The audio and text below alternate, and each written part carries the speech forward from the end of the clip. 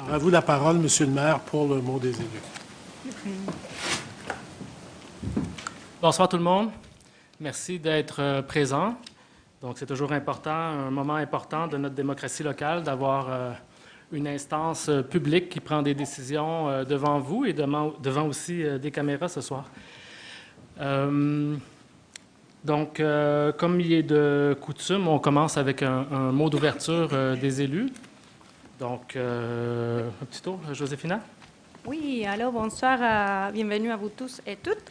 Moi, je voulais vous parler du dossier 20.15 qui concerne une contribution financière de l'arrondissement du Plateau-Mont-Royal de 5 000 $ pour l'organisme Mission Execo. Cette contribution, en fait, vient à s'ajouter à une contribution plus significative de la ville-centre de 92 000 $ et c'est en fait pour un projet d'intervenante en soutien communautaire autochtone pour répondre aux besoins plus spécifiques des populations inuites, des Premières Nations et des Métis. C'est pour embaucher 12 intervenantes et un superviseur autochtone, justement pour pouvoir être sur le terrain, rendre service au moment où il y a moins de ressources disponibles, c'est-à-dire en après-midi, les soirs, de jeudi à vendredi. Ce projet va aller jusqu'à la fin du mois de mars et par la suite, on va évaluer la pertinence de le poursuivre ou pas. Et puis en parlant de ce projet, je tenais quand même à faire un petit survol sur quelques mesures hivernales pour les personnes en situation d'itinérance, vu qu'on approche l'arrivée des grands froids. Et c'est à partir de ce soir qu'on va voir le retour de l'ouverture de Royal Victoria, le refuge d'urgence, pour une deuxième année consécutive. L'année dernière, on pouvait compter sur 80 lits. Cette année, il y a eu des bonifications à ces services et on va compter sur 150 lits sur 12 étages pour accueillir les personnes de façon plus adéquate, les hommes, les femmes, les couples, les personnes à mobilité réduite, les personnes qui sont accompagnées par des animaux de compagnie. Et donc, on pense que ça va mieux répondre.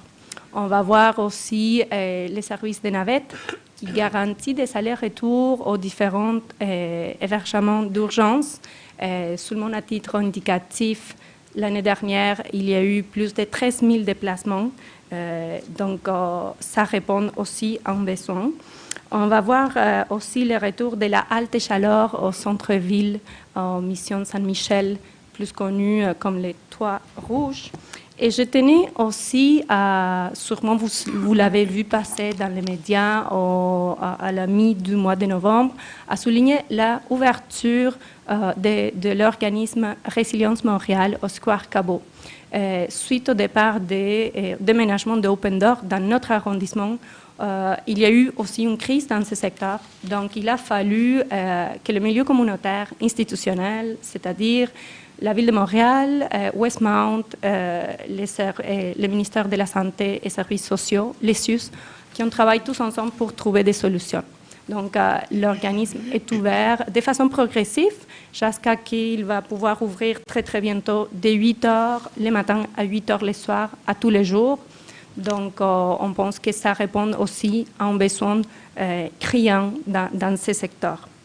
Dernier point, je voulais aussi indiquer, souligner qu'on espère du prochain printemps voir aussi un projet pilote concernant les wet services ou services de consommation d'alcool supervisé.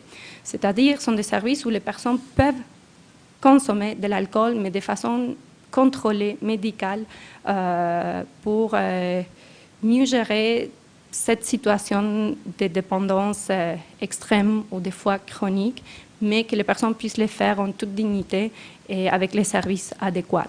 Et ce projet pilote va pouvoir aussi voir les jours grâce aux nouveaux fonds qui ont été négociés entre la Ville, le ministère de Santé et Services sociaux, ainsi que les SUS de Centre-Sud, les nouveaux fonds pour répondre à des priorités en itinérance, fonds Réflexe Montréal de 450 000 $ pour répondre principalement justement à ces besoins de web services, aux besoins des femmes en situation d'itinérance et personnes des communautés autochtones, ainsi que certains besoins de logement. Donc, je tenais à souligner certaines mesures hivernales, comme je vous ai dit, ne sont pas certainement toutes. Si vous voulez plus de détails, je vous invite à me contacter. Bon, j'ai un dernier point. Oui, très, très rapidement. Je voulais en fait souligner, ce soir je ne le vois pas ici, mais souvent il est là avec nous, le travail de quelqu'un que, je parle à mon nom, mais je pense que je peux faire extensive mes paroles à l'ensemble de l'équipe, de notre commissaire scolaire, Monsieur Ben Balkenberg. C'est quelqu'un qui nous est très cher, avec qui on collabore très, très bien, qui connaît notre quartier, qui connaît nos écoles, nos familles, nos organismes communautaires. On n'est pas sans savoir qu'il y a tout un débat en ce moment en relation au projet de loi 40. Ce n'est pas l'objectif ce soir de rentrer dans ce débat-là. Je pense que la députée provinciale, Mme Rouva-Gassal, le fait déjà. Mais en tant qu'équipe municipale, on tenait à souligner la collaboration étroite qu'on a avec M. Bankelberg. Donc, voilà, je me joins au mot de Rouva-Gassal la semaine dernière à l'Assemblée nationale. Merci beaucoup. Merci. Richard. Alors, bonsoir tout le monde. Deux points que je voulais vous parler ce soir. Donc, en 47, nous allons voter le règlement, des modifications au règlement d'urbanisme. Il y a plusieurs éléments là-dedans. Ma collègue n'a fait part le mois passé. Mais il y a aussi un élément qu'on vote dans ce règlement-là qui est une modification à la définition d'hôtel et aussi à une restriction des transformations de bâtiments en hôtels. Donc, je vous donne quelques éléments. D'abord, c'est bonification de la définition hôtel pour notamment inclure certains aménagements physiques spécifiques, bureaux de réception avec employés en fonction de 24 heures sur 24, entrée commune, etc. Retrait de l'autorisation d'usage hôtel dans la catégorie C2, c'est les artères commerciales qui sont de moindre intensité. De moindre intensité. Et en particulier, le plus important, c'est l'interdiction du remplacement d'un usage autorisé de la famille habitation pour l'usage hôtel, ce qui veut dire qu'il ne serait plus permis de plein droit, du moins, de transformer un bâtiment qui a de l'habitation dedans en hôtel. On a remarqué vous vous souvenez que l'année passée, on avait changé, modifié, restreint substantiellement l'usage résidence de touristes de type Airbnb. Pour le restreindre à seulement 2 artères. On a remarqué que dans Ville-Marie et sur le plateau, il y a un nouveau stratagème qui se met en place. Bon, certains promoteurs, certains groupes transforment des bâtiments en hôtels. Ce n'est pas toujours de mauvaises intentions, mais il y a quand même eu une montée de ces demandes-là. Puis nous, qu'est-ce qui nous importe, c'est évidemment la protection du parc locatif, du parc de logement, même que ce soit locatif ou en copropriété. Alors voilà, c'est bienvenu. Je remercie mes collègues. Je remercie beaucoup aussi les services d'urbanisme qui ont réagi rapidement quand on se rend compte. Bien là, évidemment, il faut suivre l'actualité, il faut suivre c'est quoi les demandes de permis pour pouvoir mieux réagir et ainsi là, protéger le parc locatif qui nous est cher, qui est très en demande présentement sur le plateau Mont-Royal. Juste, je me permets juste un petit commentaire, Richard, pour les gens qui viennent ici, des fois qui se demandent à quoi ça sert poser des questions. Le mois dernier, cette question-là a été soulevée par plus qu'un ou une citoyenne et le lendemain, on était au travail pour trouver une solution pour la présenter ce soir.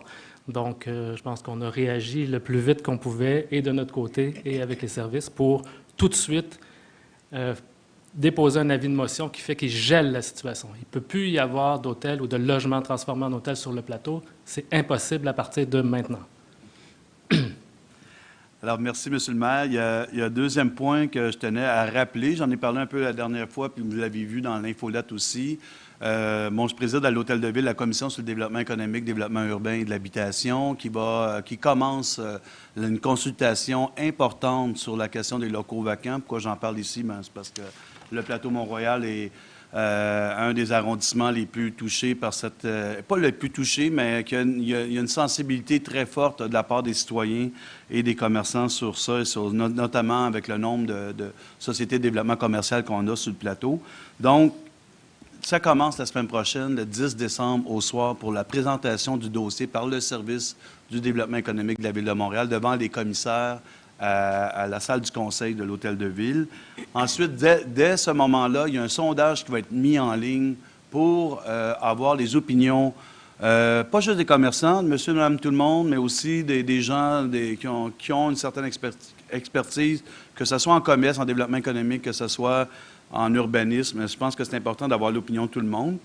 Évidemment, comme toute commission de l'Hôtel de Ville, il y aura possibilité de déposer un mémoire, présenter un mémoire devant la commission à partir de janvier. Il y aura 5 séances. Il y a 5 séances qui est déjà prévues à cet effet devant les commissaires.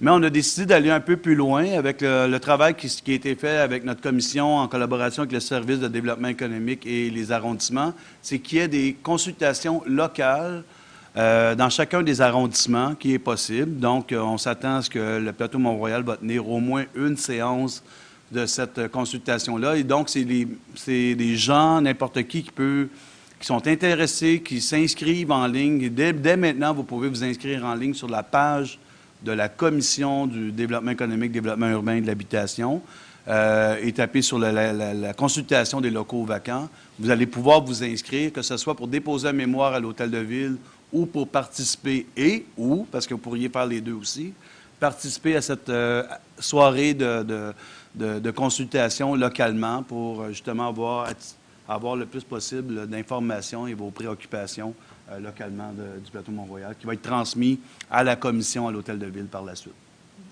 Merci, Richard. Voilà. C'est à moi. Bonsoir. J'aimerais attirer votre attention au point 40.11, qui est un dépôt d'un avis de motion relatif au maintien d'enseignes à valeur d'intérêt patrimonial sur l'ensemble du territoire du plateau Mont-Royal. En fait, on a identifié autour de 70 enseignes commerciales et dont 4 enseignes peintes qui ont un intérêt soit pour la valeur paysagère ou encore un intérêt patrimonial qui raconte une tranche d'histoire du plateau Mont-Royal. Écoutez, je vais vous raconter rapidement la genèse de ça. Vous n'êtes pas sans avoir... vous avez sans doute vu l'histoire autour de l'enseigne dans Ville-Marie de Archambault, le magasin Archambault, qui avait vraiment soulevé tout un tollé autour de cette enseigne-là parce qu'elle avait été décrochée. Alors, on a cherché une façon comment on peut préserver ces morceaux d'histoire-là. Et on était en train de travailler sur ce dossier-là quand on a appris le mois dernier la fermeture imminente de la boutique Guillaume Roy, la bijouterie. D'ailleurs, elle ferme ses portes le 15 décembre. Alors, tout le monde nous a fait savoir qu'il y avait un attachement à cette enseigne-là qui est absolument magnifique, d'ailleurs, avec son horloge et tout, qui a été bien entretenu au fil des années. Tout le monde nous a fait part de cet attachement-là et de ce désir de la préserver. Donc, ce soir, avec cet avis de motion, on a identifié comme je vous l'ai mentionné, autour de 70 enseignes qui, pour nous, sont intéressantes et on va, à travers ça, il va y avoir un autre processus. On est accompagné par une firme, Enclume, entre autres, qui va nous aider à identifier celles qu'on a vraiment besoin, celles qu'on va devoir préserver. Mais vous serez aussi sollicités, on va solliciter votre participation pour nous dire quelles sont les enseignes qui, pour vous, ont une véritable valeur et que vous voulez voir préservées en ce moment. Donc, pour ces enseignes-là que vous pouvez voir là, ce soir là, sur l'ordre du jour du conseil d'arrondissement. Alors, pour l'instant, il est interdit, il y a un gel et il est interdit de retirer ces enseignes-là. Donc, on se trouve à préserver momentanément le temps de faire notre travail. Cette magnifique enseigne que tout le monde chérit, celle de J. Homer Roy. Et rapidement, j'aimerais faire des salutations aux platonniens qui se sont démarqués mardi dernier lors de la soirée, la cérémonie de remise de prix Opération Patrimoine. Est-ce qu'on a les photos? Oui, on a les photos. Le plateau s'est vraiment bien démarqué à plusieurs égards. Entre autres, on a remporté 2 grands prix, dont le Grand Prix Prendre soin, qui est ce Grand Prix qu'on attribue aux gens qui vont faire des travaux de restauration sur leur maison. Et la famille, salutations à la famille Chouinard, qui a restauré ce superbe triplex, mais c'est vraiment un triplex qui témoigne bien du passé modeste des travailleurs du plateau Mont-Royal. Et ils ont restauré, la corniche était là, mais elle était cachée sous une espèce de petit toit. Et quand ils ont enlevé le toit, ils ont découvert cette corniche-là. Donc, c'est la corniche d'origine en acier qu'ils ont retravaillée, qui sont remises à neuf. Ils ont enlevé la vieille peinture qu'il y avait sur la pierre calcaire. Ils ont retravaillé les balcons et les escaliers. Donc, c'est bien. On aime beaucoup les maisons victoriennes du plateau Mont-Royal, mais il y a aussi ce patrimoine-là qui fait en sorte, qui est vraiment une signature de qui on est. Alors, salutations. On espère toujours que ça influence et que ça inspire les voisins. Et puis aussi, écoutez, le joyau du Myland qui a reçu le Grand Prix également. C'est c'est le théâtre Rialto. Alors, ce théâtre-là qui a vu le jour en 1923, qui a servi un théâtre où on allait voir des films. C'était vraiment un cœur de quartier également. Et puis, tranquillement, il a perdu sa vocation à travers le temps. C'est devenu un dancing. Ça a failli être un centre commercial. Ça a frôlé la démolition à plusieurs reprises, jusqu'au jour où Ezio Caroselli a décidé de faire l'acquisition de cet endroit-là en 2010. Et il a effectué des travaux majeurs. Alors, on a une magnifique verrière de Tiffany et elle était cachée. Il y avait une espèce de double toit qui cachait ça. Et là, il l'a restauré. Il a restauré les balcons, les chaises, tous les travaux, les petits travaux de marbre et de plâtre à l'intérieur. C'est vraiment magnifique. Ça vaut toujours la peine d'être vu. Alors, ce qui fait en sorte que ce bâtiment-là est encore le cœur battant du plateau Mont-Royal et particulièrement du Myland, où on peut aller voir des spectacles, on peut voir des films également, et aussi où des événements communautaires se tiennent.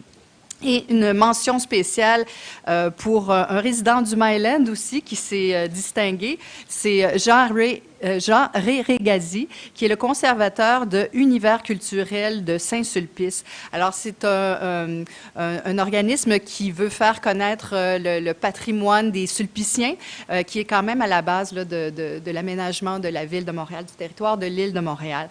Donc, c'est un résident. Ce prix-là a été remis à Ville-Marie, mais comme il est résident du plateau Mont-Royal, moi, j'ai décidé que ça appartenait, ce prix-là nous revient. Alors, félicitations, M. Régazzi. C'était un plaisir de vous rencontrer à cette soirée-là. Merci. On a quand même le droit de souligner les contributions exceptionnelles des citoyens ou citoyennes du plateau. Marianne? Merci.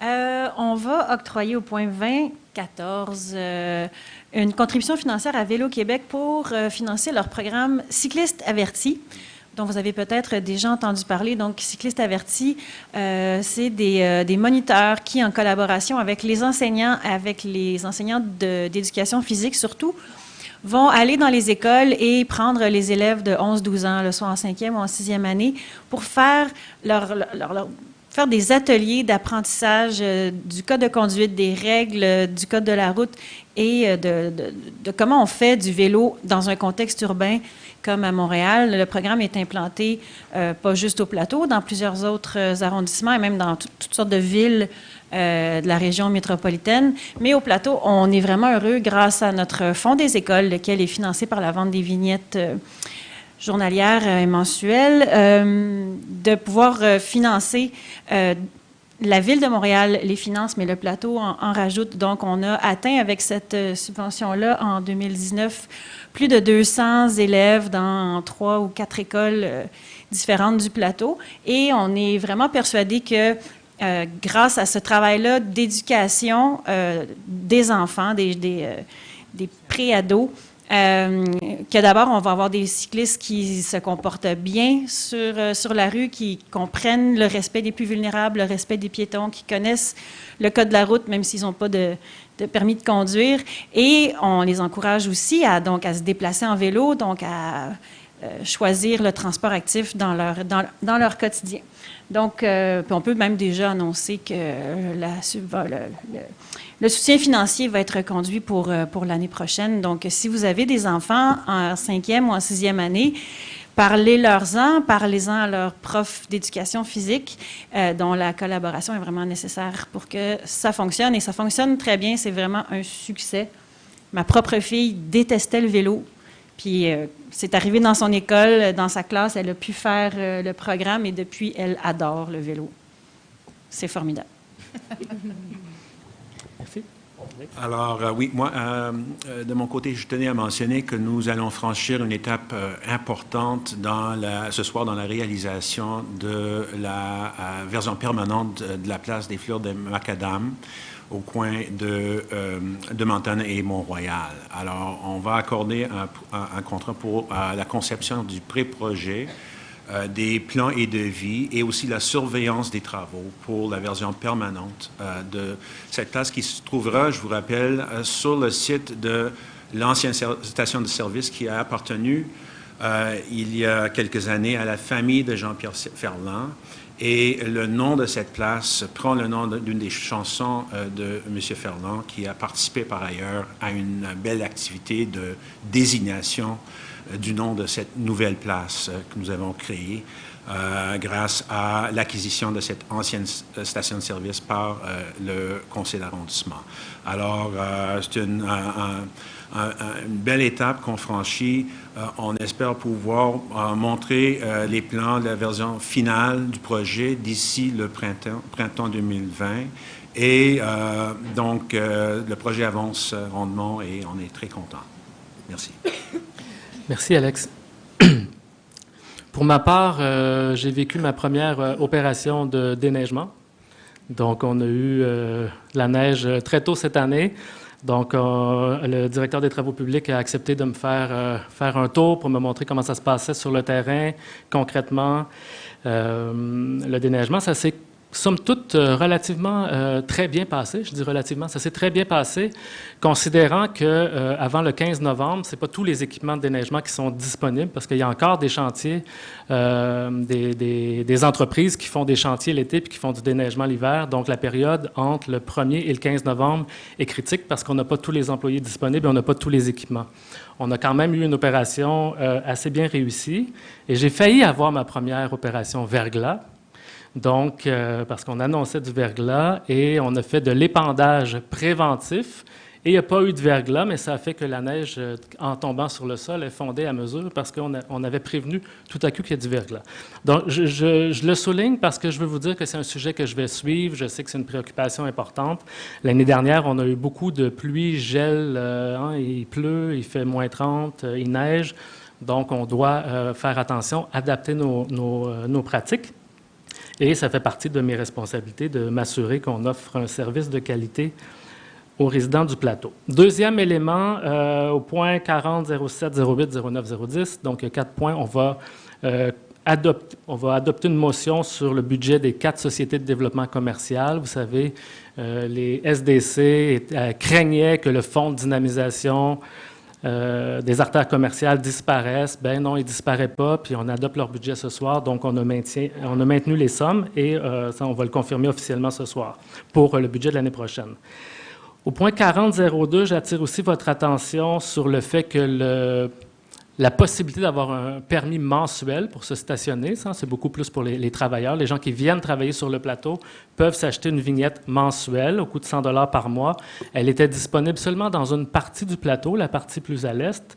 Et ce soir, on va adopter une résolution à l'effet qu'elle soit une ordonnance, à l'effet qu'elle soit disponible sur l'ensemble du plateau.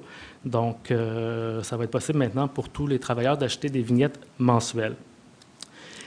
40-06, nous allons donner un avis de motion visant le dépôt du projet de règlement sur les tarifs de l'arrondissement. Ça touche l'ensemble des tarifs de l'arrondissement qui vont généralement augmenter de 2 % à l'inflation. Ça touche aussi la tarification des terrasses. Donc, il y a des commerces qui opèrent des cafés-terrasses sur le domaine public où on va diminuer la tarification. Donc, à la demande des commerçants. Donc, soit ça va, pour certains, ça va être un gel. Pour plusieurs, ça va être une diminution de tarifs par rapport à l'année dernière. Donc, c'est dans le même règlement sur la tarification. Et on va modifier la tarification sur le stationnement résidentiel qui explique probablement la présence de TVA ce soir. Donc, on en a parlé beaucoup dans les médias dernièrement. Donc, on va dégeler le tarif des vignettes de stationnement mensuel. Donc, vous savez que le tarif est gelé depuis 2011 à 140 $ par année, peu importe le type de véhicule. Et à partir de janvier, on a établi 4 catégories de véhicules. Donc, on veut une tarification éco-fiscale de notre stationnement, c'est-à-dire que plus les véhicules ont une cylindrée élevée, plus la tarification va être élevée. On sait que c'est une mesure imparfaite, mais en règle générale, une cylindrée plus élevée veut dire une consommation de carburant plus élevée, donc de plus grandes émissions de gaz à effet de serre, et veut dire généralement un plus gros véhicule, donc on occupe plus de place sur la rue, donc on paye davantage. Après, il y a des exceptions, mais dans un règlement de stationnement, de tarification du stationnement, on n'est pas capable de gérer toutes les exceptions. Donc, on a pris l'indicateur qui nous semblait le plus juste, équitable et surtout applicable pour nous. On ajoute une dimension à la tarification. Donc, c'est nouveau, on n'a jamais fait ça. C'est-à-dire qu'on va limiter l'impact de l'augmentation du tarif de stationnement sur les personnes à plus faible revenu. Donc, les personnes qui sont sous le seuil de faible revenu, ça veut dire un peu plus que 22 000 $, là, je n'ai pas le chiffre exact, là. Ça me c'est 22 100 quelque chose dollars par année, n'auront pas d'augmentation. Elles vont payer 140 $, comme c'est le cas actuellement, par année, peu importe leur véhicule. Donc, on tente de limiter l'impact. Donc, les 4 catégories, je peux vous les rappeler, là, parce qu'il y a sûrement quelques personnes qui sont ici parce que ça les intéresse. Donc, tous les véhicules de 1,6 litres et moins, ou électriques, ou les personnes à faible revenu n'ont pas d'augmentation. On a fait faire une analyse à partir des données de la Société d'assurance automobile du Québec. 22 % des véhicules sur le plateau sont dans cette catégorie-là. Des véhicules immatriculés sur le plateau. On ne sait pas par rapport à est-ce qu'ils ont une vignette ou pas, mais c'est 22 % des véhicules du plateau. Deuxième catégorie, 1,7 litres à 2,4 litres. Il va avoir une augmentation de 35 $ par année. Donc, ils vont passer à 175 $. Ça comprend 45 % des véhicules immatriculés sur le plateau sont dans cette catégorie. Donc, les 2 premières catégories rejoignent 2 tiers des véhicules du plateau, soit pas d'augmentation, soit une augmentation de 35 $ pour l'année ou 3 $ par mois. Ensuite, on arrive aux plus gros véhicules. Donc, les véhicules qui ont une cylindrée de 2,5 à 3,4 litres vont passer à 200 $ ou 5 $ par mois de plus, et les véhicules de 3,5 litres vont passer à 225 $ par année, ce qui veut dire une augmentation équivalente à 7 $ de plus par mois. Donc, c'est grosso modo. Ensuite, il y a eu plusieurs questions sur allez-vous tarifer 100 % des stationnements du plateau, comme le fait Outremont? Non, on va limiter la tarification à 70 %. On ne va pas dépasser 70 % de stationnement sur rue qui va être tarifé, ce qui laisse 30 % de places gratuites sur le plateau. Donc, voilà grosso modo ce qu'on va présenter ce soir, mais je suis sûr que je pourrai donner des précisions suite à vos questions lors de la période de questions. Alors, nous allons poursuivre avec l'ordre du jour à l'article 10.02, adoption de l'ordre du jour de la séance ordinaire du Conseil d'arrondissement du 2 décembre 2019. Alors, nous allons amender l'ordre du jour pour rajouter un dossier.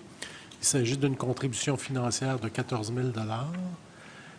Qui propose l'amendement? M. Norris.